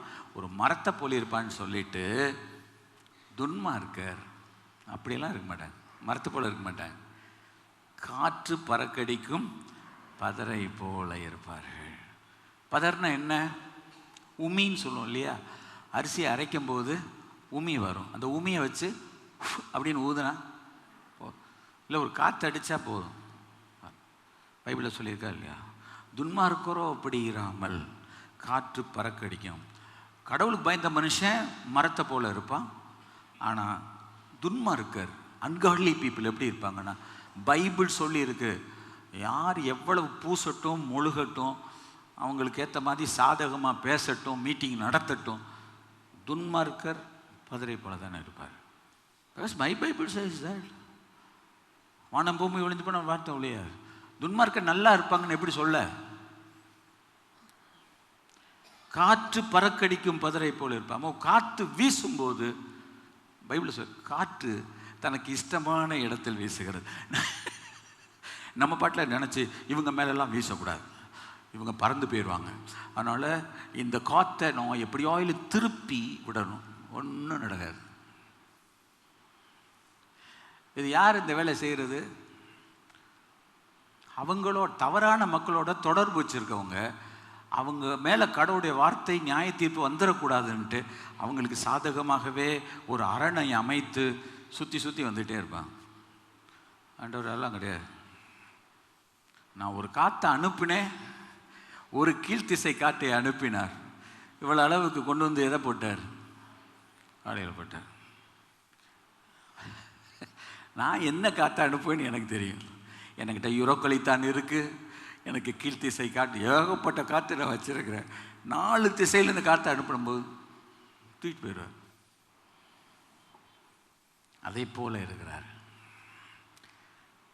நான் மரத்தை போல் இருக்கணுமா, நான் பதரை போல் இருக்கணுமா? இதில் 3 காரியம் இருக்குது. ஒரு பதருக்கு என்ன தெரியுமா வேல்யூ? No stability. உறுதி இருக்கா? உமிக்கு உறுதியாக இருக்கா சார்? உமி உறுதியற்ற தன்மை. அடுத்து அதுக்கு எதாவது வேல்யூ இருக்கா? உமியை போய் மூடையாக வாங்கிட்டு வந்து எங்கள் வீட்டில் மூடப்படியாக நான் வைப்பேன். நோ வேல்யூ, மதிப்பே கிடையாது. இப்போ துன்மார்க்கருக்கு வேல்யூ கிடையாது. பைசா உதவாதுவேன். நம்ம உங்களை பெருசாக நினச்சி அவங்களுக்கு மாலை போட்டு செலை வச்சு அவங்கள கூப்பிட்டு தெரியும். கிறிஸ்தவங்க மதிப்பே கிடையாது. ஒரு துன்மார்க்கனை எவன் மதிக்கிறானோ அந்த துன்மார்க்கத்தில் அவனுக்கு பங்கு உண்டு என்று கர்த்தர் சொல்லுவார். சங்கீதம் 50 படித்து பாருங்க. எங்கன்னு கேட்குறீங்களா? சங்கீதம் 50 இருக்குது. தேவன் துன்மார்க்கனை நோக்கி, நீ என் பிரமாணங்களை எடுத்துரைக்கவும் என் உடன்படிக்கையை உன் வாயினால் சொல்லவும் உனக்கு என்ன நியாயம்? பாஸ்டர் அவங்க பைபிளை பற்றி பிரசங்கம் பண்ணிட்டு இருக்காங்க பாஸ்டர், நீங்கள் போங்க. நான் சொல்ல, உங்களுக்கு நான் ஒரு வண்டி ஒன்று அரேஞ்ச் பண்ணி தரேன், ஒரு ரெட் டாக்ஸி, போங்க, அதில் போயிட்டு வாங்க, காசு நான் கொடுத்துறேன், நீங்கள் போங்க. நான் வர முடியாது. தேவன் துன்மார்க்கனை நோக்கி, நீ என் பிரமாணங்களை எடுத்துரைக்கவும் என் உடன்படிக்கையை உன் வாயினால் சொல்லவும் உனக்கு என்ன நியாயம்? நீ சிச்சையை பகைத்து என் வார்த்தையிலே உனக்கு பின்னாக எரிந்து போடுகிறாய். நீ திருடனை காணும்போது உன்னோட போட்டா சாப்பிட போகிற, சிக்கன் பிரியாணி சாப்பிட போகிற, ஊராக போய் அங்கே சாப்பிடுவோம் இங்கே சாப்பிடுவோம், உங்களோட கொஞ்சம் ஊரை சுற்றிட்டு வருவோம். நீ திருடனை காணும்போது அவனோடு ஒருமித்து போகிறாய், விபச்சாரக்காரரோடு உனக்கு பங்கு உண்டுன்னு கர்த்தர் சொல்கிறார். You are having alliance with adulterous people. பாவம் செய்கிற மக்களோட கூட நீ கைகோத்து நிற்கிற. சங்கீதத்தில் அப்படி இருக்கா இல்லையா? உன் வாயை பொல்லாப்புக்கு திறக்கிறாய், உன் நாவு சற்பனையை பெறுகிறது. நீ உட்கார்ந்து உன் சகோதரனுக்கு விரோதமாய் பேசி உன் தாயின் மகனுக்காவது உண்டாக்குறாய். நல்ல நல்ல கர்த்தருடைக்கு பயந்த தேவனுடைய பிள்ளைகளுக்கு விரோதமாக உட்காந்து சிட்டிங் போட்டு, அங்கங்கே மீட்டிங் போட்டு உட்காந்து அவங்களுக்கு விரோதமாக அவங்களை எப்படி கவுக்கலாம், அவங்களை எப்படி அழிக்கலாம், அவங்கள ஒன்றும் இல்லாமல் கர்த்தர் சொல்கிறார், நோ. இவளை செய்யும்போது நான் மௌனமாக இருந்தேன், உன்னை போல நான் இருப்பேன் நினைக்கிறியா? இல்லை, விடமாட்டேன். தேவனை மறக்கிறவர்களை சிந்தித்து கொள்ளுங்கள். என்னங்க ஆண்டவர் இப்படி பேசுகிறாரு? அப்படித்தான் பேசுவார். இல்லாவிட்டால் நான் உங்களுக்கு வெண்சாமரம் வீசுவேன் சொன்னார், பீறி போடுவேன்னார். சிங்கம் கடிச்சு கோதறி போட்டுருவேன். நான் ஆண்டவர்கிட்ட கேட்டேன், சாமி இது இப்படி நீர் பேசுவீரான்னு. அப்படின்னு தான் பேசுவார். அடிக்கிற கை தான் அணைக்கும். அணைக்கவும் தெரியும், அடிக்கவும் தெரியணும். வெறும் அடிச்சுக்கிட்டே இருக்கிறது இல்லை, அணைச்சிக்கிட்டே இருக்கிறது இல்லை, ரெண்டும் செய்யணும். தப்பை திருத்தணும்ல. தேவனை மறக்கிறவளை சிந்தித்துக் கொள்ளுங்கள். நினைக்கலாம், பாஸ்டர் இப்படியெல்லாம் உலகத்தில் நீர் சொல்லி வச்சிருக்கிறீர, ஏன் நடக்கலை? ஜெபம் பண்ணுவோம், இன்னும் ஜெபம் பண்ணுவோம், விட மாட்டோம். அதை அதுக்கு 1 வருஷம் கூட ஜெபம் பண்ணுவோம். அதுக்கு 100 மணி நேரம் பத்தாது. இதுக்கு கர்த்தர் நீதி செலுத்துகிற வரைக்கும் கர்த்தர்கிட்ட கேட்போம். எத்தனை கர்த்தருடைய பிள்ளைகள் அதற்கு தயாராக இருக்கிறீங்க? எத்தனை கர்த்தருடைய பிள்ளைகள் அந்த மாதிரி ஜெபத்துக்கு வர தயாராக இருக்கிறீங்க கூட சேர்ந்து? இந்த உலகத்தில் கர்த்தர் நீதி நியாயத்தை செய்கிற வரைக்கும் நாங்கள் தூங்க முடியாது. ஆண்டவரே, நல்ல சாப்பாடு முடியாது, நல்ல ட்ரெஸ் நாங்கள் உடுத்த முடியாது. காட் இஸ் வெரி, அந்த சில விஷயம் ரொம்ப கருகலான விஷயம். மூணாவது, no stability, no value. After sometime they won't be there. கொஞ்சம் காலம் கழிச்சு ஆள் அட்ரஸே இருக்காது. எழுதி வைத்துக் கொள்ளுங்கள். இன்னைக்கு இந்த மாதிரி தேவனுக்கு விரோதமாய் தேவனுக்கு பிரியமில்லாத காரியத்தை செய்து போறவங்களுடைய அட்ரஸே லிஸ்ட்ல இருக்காது. வேற்றுவசனம் அவன் அந்த நகரத்தில் மறக்கப்பட்டு போனான் இருக்கு, பைபிள்ல இருக்கா இல்லையா? அந்த ஊர்ல அவனை மறந்துட்டாங்கன்னு இருக்கு. ஒரு தேவன் மனுஷன் எழுதுகிறார். இந்த பட்டர்ஃப்ளை மாதிரி நிறைய கிறிஸ்டியன்ஸ் இருக்காங்கன்னு எழுதுறார். நம்ம பட்டர்ஃப்ளை பார்த்தோன்னா, ஆஹா, இப்போ தான் என் மனசுக்குள்ளே ஒரு பட்டர்ஃப்ளை பறக்குது, அதுக்குள்ளே நீங்கள் இதில் கை வைக்கிறீங்களேன்னு. இந்த பட்டர்ஃப்ளை பறந்துக்கிட்டே இருக்கும். ஏதாவது ஒரு மரத்தில் செடியில் உட்காருதான்னு பாருங்க, அவையில் நிறைய இப்படி இப்படி இப்படி இப்படி இப்படி இப்படி இப்படி இப்படி போயிட்டே இருக்கும். நம்ம ஒரு எடுப்போம், எப்போ எடுக்கும், தேன் எடுக்கும். இங்கே தேன் எடுத்தோன்னா என்னோட இடத்துக்கு போயிடும். பட்டர்ஃப்ளை கிறிஸ்டியன்ஸ் ஒரு சர்ச்சில் இருக்க மாட்டாங்க. ஒருத்தர் எழுதுறார், நான் சொல்ல புக்கில் படித்தேன், ஆத்தாடி பட்டர்ஃப்ளை ரொம்ப நாள் ஜீவன் எதுவுமே கிடையாது, அரமுகையா. ஒரு இடத்துல ஸ்டெபிலிட்டி இல்லையே, ஸ்டெபிலிட்டி இல்லை, வேல்யூ இல்லை. தென் மூவ் ஃப்ரம் ஒரு இடத்துல குறை, அந்த இடத்துல குறை, இந்த இடத்துல எந்த இடத்துல குறை இல்லை. அப்படி சொல்ல கோ கோ போயிட்டே இரு. ஐயோ கடவுள், 5ஆம் வசனம் படி. ஆகையால் துன்மார்க்க நியாய தீர்ப்பிலும் பாவிகள் நீதிமான்களின், சின்னர்ஸே சேர்த்துட்டார் பாருங்க. ஏன்னா வசனம் ஆரம்பத்தில் துன்மார்க்க பாவிகள் இருக்கா சொல்லிட்டாரா? துன்மார்க்க நியாய தீர்ப்பிலையும். ஒரு சிக்கலான ஒரு வசனம், அதோடைய ஈப்ரு வார்த்தை. இந்த நியாய தீர்ப்பு என்பது 2 வித நியாய தீர்ப்பு இருக்கிறது. இன்னொரு நியாய தீர்ப்பு கடைசியில் இருக்கிறது ஒயிட் த்ரோன் ஜட்ஜ்மெண்ட், வெள்ளை சிங்காசனம்னு ஒன்று இருக்குது. பழைய ஏற்பாட்டில் நியாய தீர்ப்பை பற்றி இந்த மாதிரி கடைசி காலத்தில் இதுக்கு பிறகு வாழ்க்கையை பற்றி ரொம்ப சொல்லலை. ஓல்ட் டெஸ்டமென்ட் படித்து பார்த்தீங்கன்னா, நீங்கள் தானியேலின் புஸ்தகம் 12:2 தான் அவர் எவ்வளவு அனுபவத்தில், பைபிள் முடிய போகிற நேரம், ஓல்ட் டெஸ்டமென்ட் டைமை பார்த்து 12:2 மாத்திரம் ஒரு லைட்டாக ஒரு வசனம் சொல்கிறார் பாருங்க. பூமியின் தூளிலே நித்திரை பண்ணுகிறவர்களாகிய அநேகரில் சிலர், நித்திய வாழ்வை குறித்த சில விஷயங்கள் பழைய ஏற்பாட்டில் அரசல் புரசலாக இருக்குது, ரொம்ப கிளாரிட்டி இல்லை. பூமியின் தூளிலே நித்திரை பண்ணுகிறவர்களாகிய அநேகரில் சிலர் நித்திய ஜீவனுக்கும் நித்திய வாழ்வுக்கும், சிலர் நித்திய நிந்தைக்கும் இகழ்ச்சிக்கும் விழித்து எழுந்திருப்பார்கள். இது கடைசி உயிர்த்தெழுதல்னு சொல்கிறாங்க சிலர் போட்டு. அதனால் இந்த துன்மார்க்க நியாய தீர்ப்பிலும் பாவிகள் நீதிமான் புதிய ஏற்பாட்டில் தான் இது இருக்குது. 2 கொரிந்தியர் 5:10, சரீரத்தில் அவனவன் செய்த நன்மைக்காவது தீமைக்காவது தக்க பலனை அடையும்படி பவுல் சொல்றார், நாம் எல்லாரும் கிறிஸ்துவின் நியாயாசனத்துக்கு முன்பாக. இது ஒயிட் த்ரோன் ஜட்ஜ்மெண்ட் கிடையாது.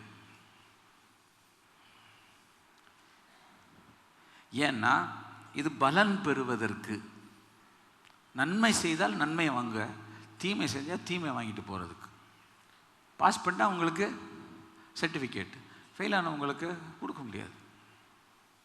இதை மாதிரி காரியத்தை தான் இங்கே சொல்லுகிறார். இன்னொரு வசனத்தை கூட படிங்க சரியா? மத்தேயு சுவிசேஷம் 25ஆம் அதிகாரம் 32-33. மத்தேயு 25:32-33 வாசிப்போம்.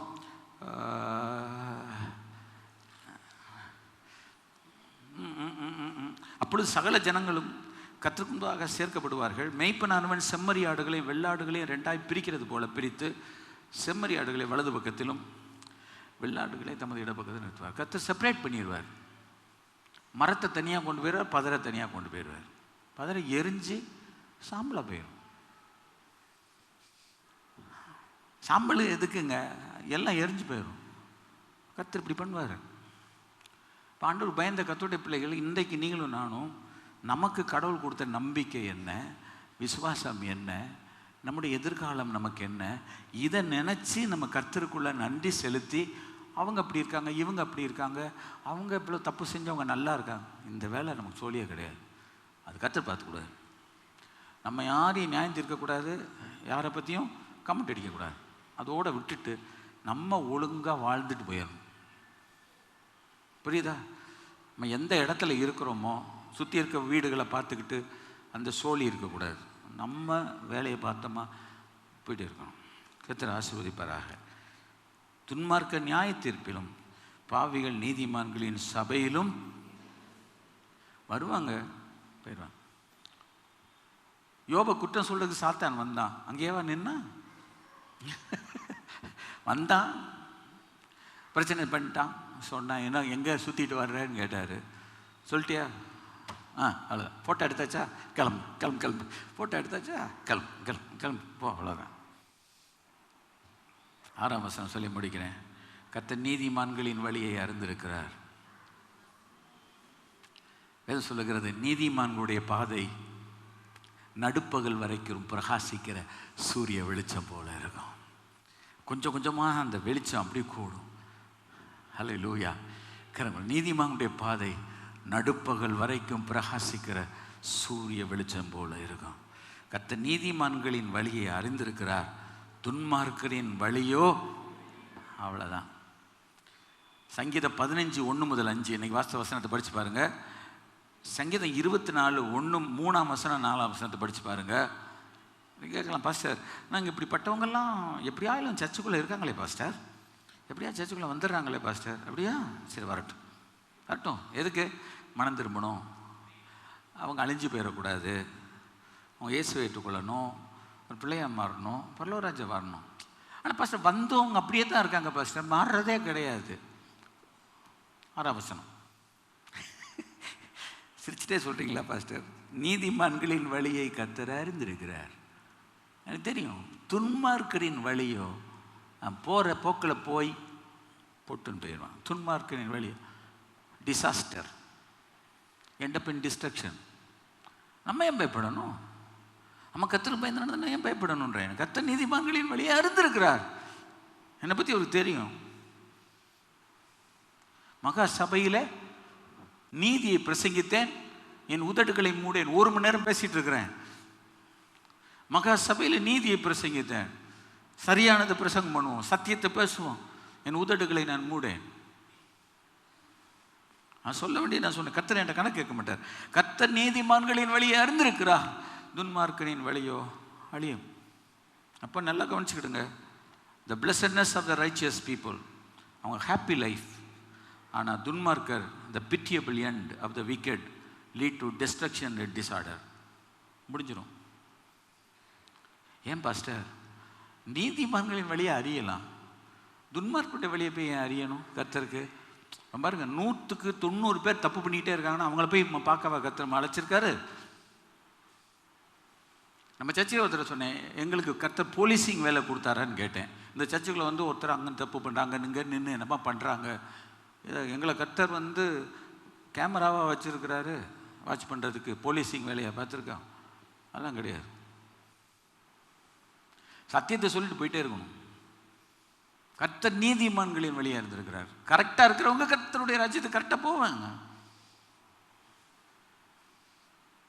நம்ம போய் தப்பு செய்கிறவங்கள போய் பார்த்துக்கிட்டு அவங்க அங்கே பண்ணுறாங்க, இதை பண்ணுறாங்க, இதை பார்த்துக்கிட்டே இருக்கிறது நம்ம மைண்டு கரெக்ட் ஆயிடும். தோற்றுறோம். போட்டிருக்கானே, இந்த கேமரா உங்களை கண்காணிக்கிறது, அந்த கேமரா உள்ள கலட்டி பார்த்து அதை எடுத்து போட்டு பாருங்கள், நமக்கு இருக்கிற தூக்கம் போயிடும், நிம்மதி போயிடும். சில அது வைக்காததுனால அங்கே நினச்சதை செய்வோம்ன்றாங்க. கர்த்தர் பார்த்துக்கிட்டு இருக்காருல்ல கேமரா வச்சு, அவர் போட்டு தெளிவார்.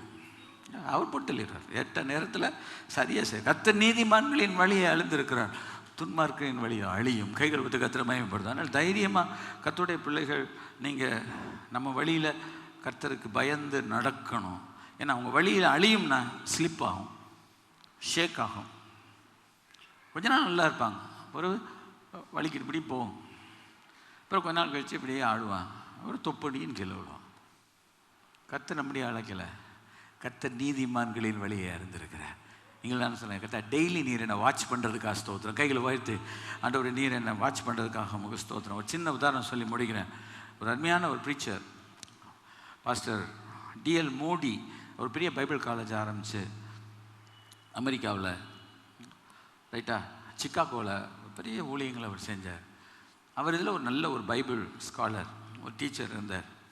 அவர் ஒரு சம்பவம் சொன்னார், அது என் மனசில் கொஞ்சம் கொஞ்சம் நின்றுருக்கு, அதை சொல்லி நான் முடிக்க விரும்புகிறேன். ஒரு நாள் ஒரு மனுஷன் பாலஸ்டைன் போனானா. பாலஸ்டைனில் போனால் அந்த ஒயிட் மேன், வெள்ளைக்காரர் அவர், அந்த அரேபியன்ஸ் போனால் அங்கே யார் இருக்காங்க, ஜூஸும் இருக்காங்க, நான் ஜூஸும் இருக்காங்க. அவட பேசிகிட்டே இருக்கிறார். அவர் பேசிகிட்டே இருக்கும்போது அவர் கேட்டாராம், இந்த சங்கீதத்தை ரொம்ப படித்து ஆராய்ச்சி பண்ணி போதிச்சதுனால இவர்கிட்ட ஒரு கேள்வி கேட்போம்னு சொல்லிட்டு, who is the blessed man கேட்டாராம். யார் ஆசீர்வதிக்கப்பட்டவன் கேட்டாராம். ஒன்று அங்கேருந்து ஒருத்தர் எந்திரிச்சு சொன்னானா, ஆபிரகாம் போயிடுவான் எப்படியா, பிளஸட் மேன், கர்த்தரோட ஆசீர்வதிக்கன்னு சொல்லியிருக்காரு.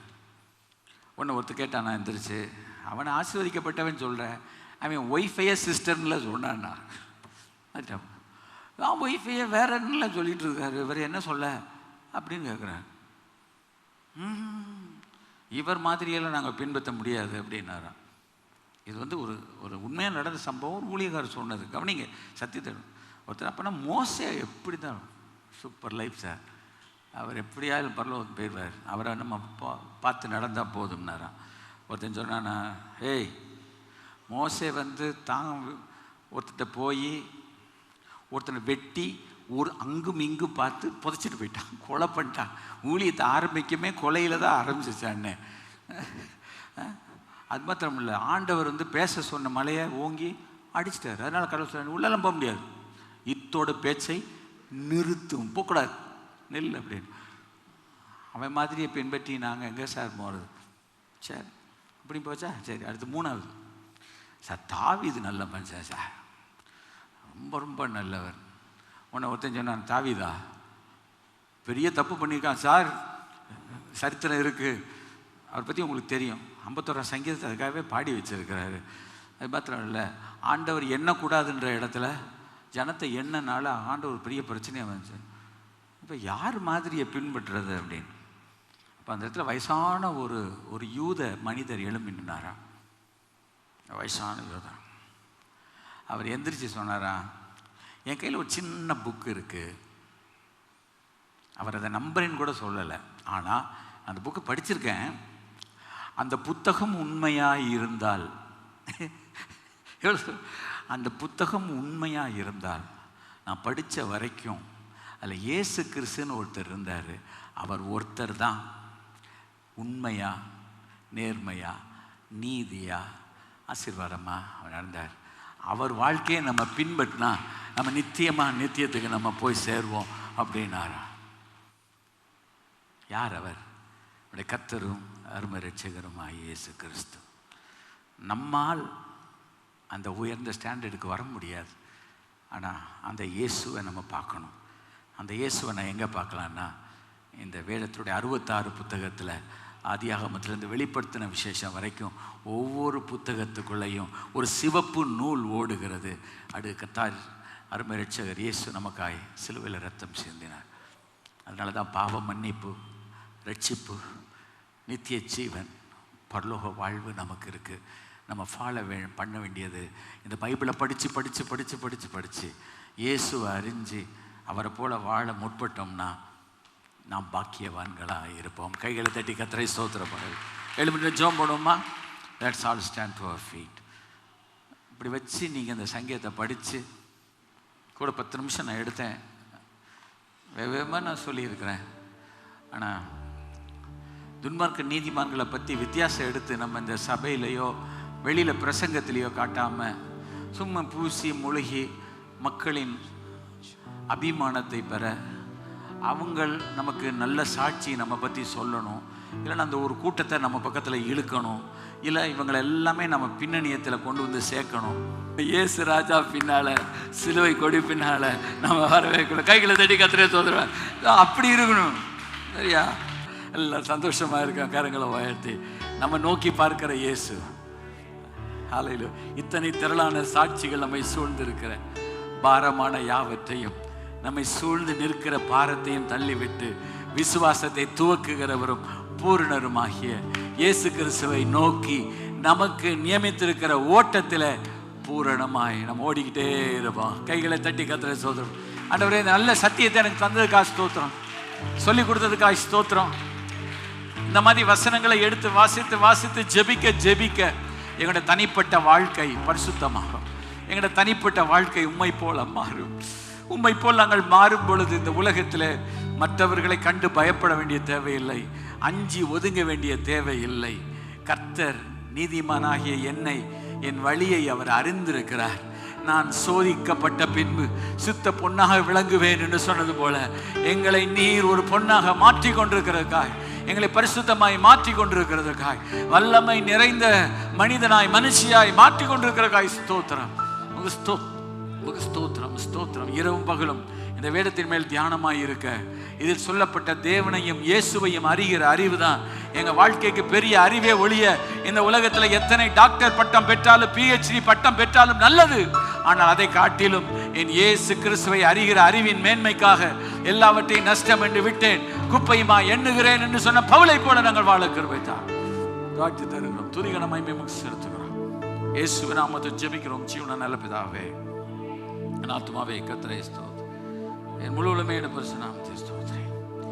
என் ஆத்துமாவே கர்த்தரை ஸ்தோத்திரம், அவர் செய்த சகல உபகாரங்களை மறவாதே.